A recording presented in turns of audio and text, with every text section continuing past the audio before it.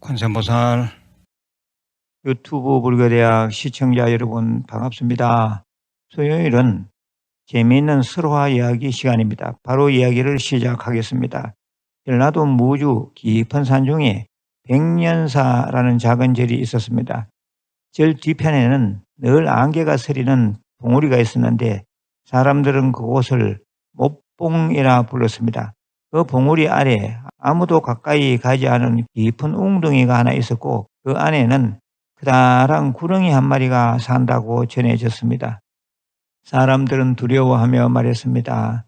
저 구렁이는 전생에 큰 죄를 지어 짐승 몸으로 떨어진 것이 틀림없어. 한편 백년사 주지스님은 그 성품이 참으로 온화하시기로 유명했습니다. 관세음보살님을 염하는 게 일상이셨던 스님은 항상 말씀하셨습니다. 모든 중생은 법을 따라 태어났을 뿐 본래 악한 존재는 없다. 어느 날 스님은 산을 오르다 실수로 못봉 웅덩이 근처까지 가게 되었습니다. 그때 풀숲에서 거친 숨소리가 들렸습니다. 스님 앞에 나타난 것은 비늘이 벗겨지고 상처투성이가 된 구렁이였습니다. 사람들이 돌을 던져 쫓아낸 탓에 몸 여기저기에 피가 맺혀 있었습니다. 스님은 놀라거나 피하지 않으셨습니다. 대신 조용히 합장을 하고 말씀하셨습니다. 너도 중생이니 아픔이 있으면 괴롭겠구나, 관세음보살. 스님은 당신의 장삼자락을 찢어 구렁이의 상처를 감싸주고 웅덩이 근처에서 3일 동안 물과 음식을 놓고 기도 축원해 주셨습니다. 이 생의 업이 다하면 부디 사람 몸 받아 바른 길을 걷게 되기를. 3일이 지나고 새벽 문동이 털 무렵 구렁이는 고개를 들고 스님을 오래 바라보았습니다. 구렁이의 눈가에 눈물이 맺혔습니다. 이 모습을 보신 주지스님은 가만히 고개를 끄덕이셨습니다. 손에 쥐고 계신 염주알이 반짝였습니다.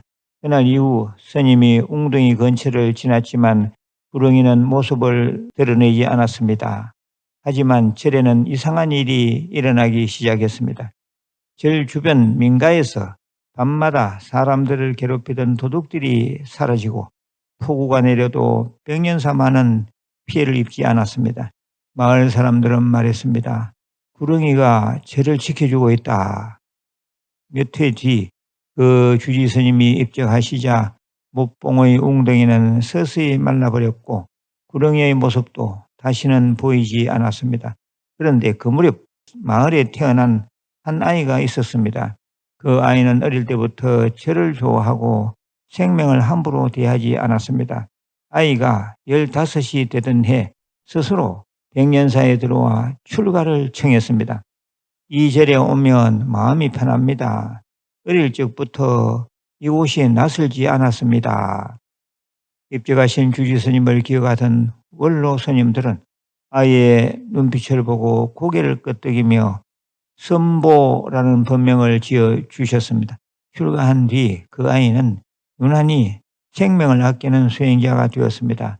개미 한 마리도 함부로 밟지 않았고 병든 짐승이 보이면 약초를 다려 먹였습니다. 또한 그는 절 뒤편 못봉 근처를 정성껏 돌보며 무너진 길을 닦고 웅덩이 자리에 연꽃을 심었습니다.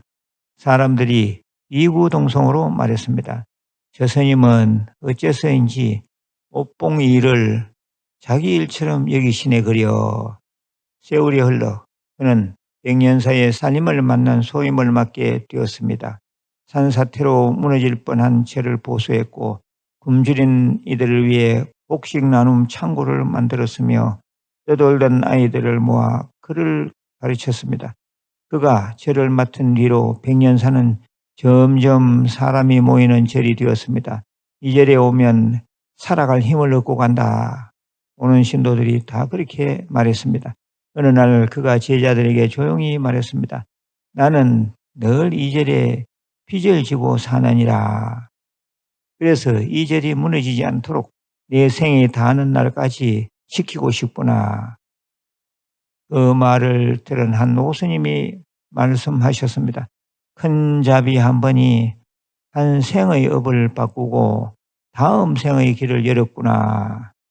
이 말이 전해지자 사람들은 선보 스님이 불응이의 현신이 아닌가 생각하게 되었고, 주지 스님의 자비로 사람으로 태어나 절과 사람들에게 큰 이로움을 준 인연가보들에 대해 깊이 생각하며 모두들 행동 거지와 말을 삼가고 조심하며 화평함으로 제일 가는 말이 되었다고 합니다.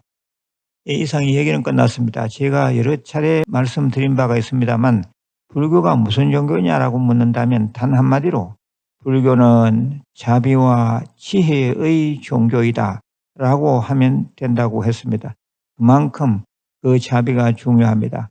오늘 이 얘기만 보더라도 충분히 느낄 수 있을 것입니다. 다른 설명은 사족일 듯하여 이점에서 마치겠습니다. 단순설화로 치부하지 말고 깊이 사유하며 여러 번 들어보시길 바랍니다. 마지막으로 공지사항입니다. 반포도량 케이프타 빌리지 해변절에서는 매월 음력 보름 저녁 9시부터 다음날 새벽 4시까지 보름 달빛 방생 뷔페 및 철야 기도를 합니다. 누구든지 동참할 수 있습니다. 한 가지 덧붙여 말씀드리면 해변절 용바위 앞이 방생 명소로 급부상하였습니다. 해변절 054-745-9229로 문의하시면 개인 방생도 하실 수 있으니 많은 관심과 참여 부탁드립니다. 끝으로 업장을 소멸하는 멸업장 진언을 3번 외우겠습니다. 오 마르누께 사바하, 오 마르누께 사바하, 오 마르누께 사바하. 건강하시고 내일 다시 뵙겠습니다. 관세음보살.